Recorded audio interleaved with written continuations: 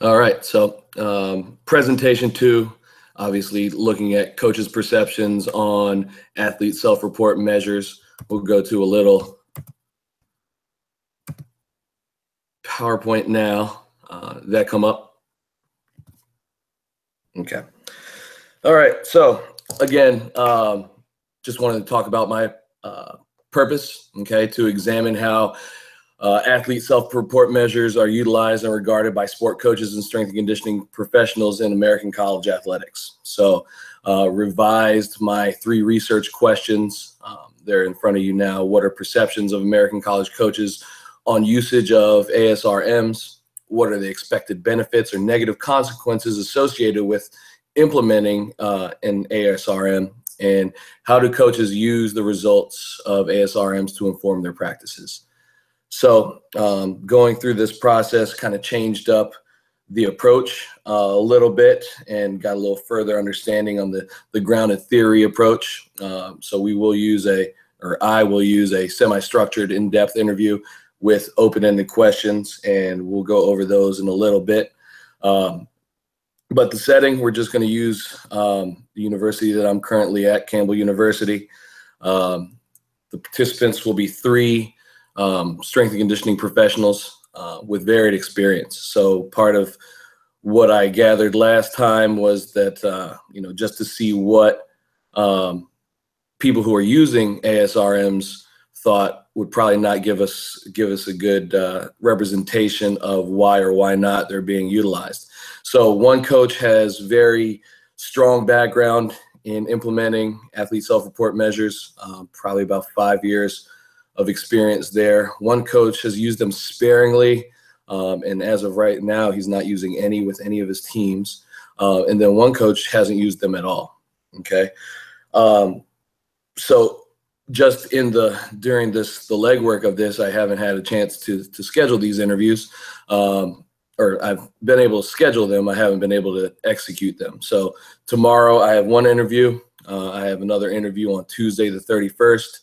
And then again on Thursday of next week, the 2nd. So with that, just kind of the how on, how I'm going to approach this. Uh-oh. Did that mess anything up? I just tried to open up something on my computer. Yeah, it's a keyword. Okay, cool. All right. Oh man, that sucks. All right, hang on, bear with me, please. Okay. Back up. Okay.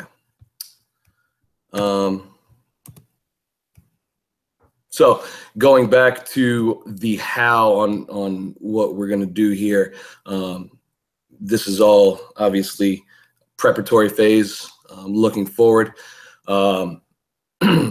But like I said before, I think through the discussions, I have a previous relationship with all these individuals. We have talked about the why on what we're doing here, and have explained to them that I just want them to be as frank and honest as possible with me. So when we go into the interview, I'll be audio recording them using the voice memo app on my iPhone. Upon completion of all the interviews, I'll be transcribing them into a Word document. All of the data is going to be saved on my computer, as well as on a thumb drive to make sure that everything kind of goes through. With this, I'm not doing any focus groups. Okay, just the interviews of the 3 strength and conditioning professionals. With the focus groups, obviously, like we talked about during the discussions, they're for a larger sample. So because I'm only doing 3 in-depth interviews, just kind of want to explain why coaches choose to use the ASRMs or not, and their reasoning for doing so. Kind of moving forward, since we started this whole process, my role hasn't really changed. Just kind of understanding that these guys have worked for me or at least 2 of them have worked for me. But again, we have a very strong relationship and don't plan on any kind of bias there. Just looking at why or why not they have chosen to use these measures. Again, not using any sort of real field research or observation, just these interviews. So exiting will not be an issue because I'll continue to talk to them. Because we're not publishing any of this information, also we'll be able to discuss this, as soon as we kind of go through all the procedures. So for the interview guide, my primary research questions or my interview questions will be, what are the benefits of completing ASRMs with your athletes? What are some drawbacks or negatives of completing ASRMs with your athletes? How often are the ASRMs implemented? For instance, when, where, how often? How accurately are athletes responding to ASRMs? Who's actually looking at the data? And then what actions are taking place after the data is analyzed? And then the last question is, can you provide suggestions on improving ASRMs? So obviously I've gone through all the literature to understand the utility of the ASRMs, and the research shows that utilizing these measures can really help impact player development during their training times and help to decrease overtraining.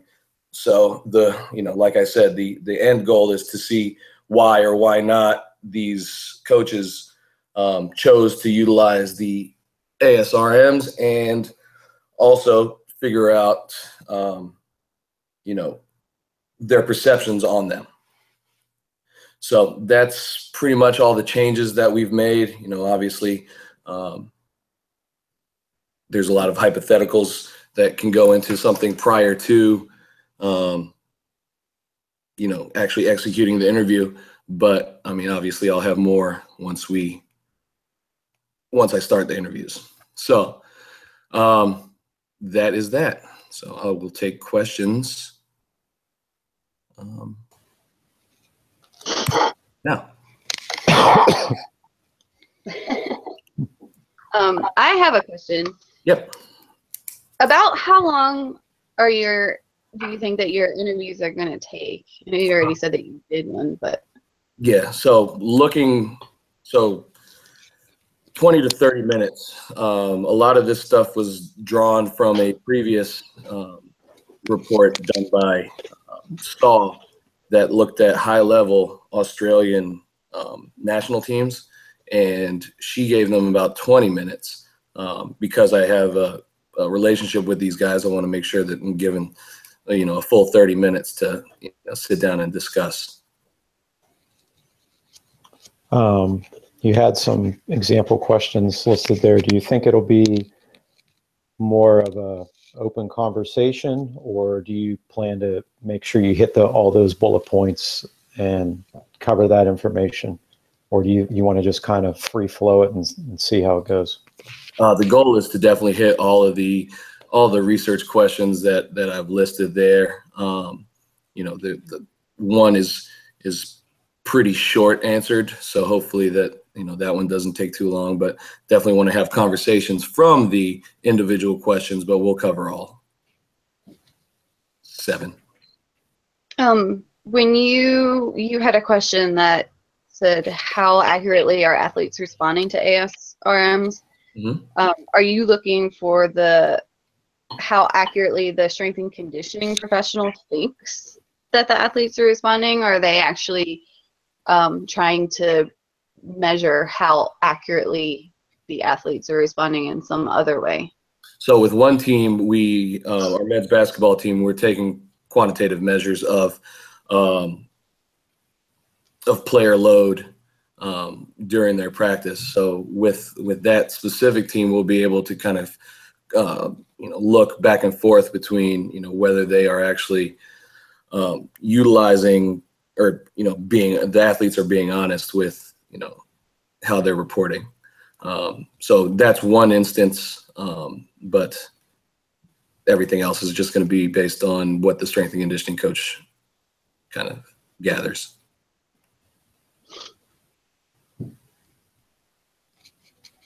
Did you have any interruptions in the first interview that you did? Because with mine, I scheduled it on parent-teacher conference day because generally the teachers have more blocks of time that are uninterrupted because parents schedule these things ahead of time. So I figured teachers would be able to know exactly when they could sit in their office and have quiet time. But for one teacher, it worked really well. And for the other one, we ended up having a lot of interruptions. Oh, wow. I So wondered how that went for you. yeah, so obviously haven't done any of the interviews, but everything will be done in my office, which is in kind of a corner of our athletic facility. Doesn't really get bothered too often. And I've scheduled times with these individuals that was kind of mutually acceptable so that they didn't have any other conflicts.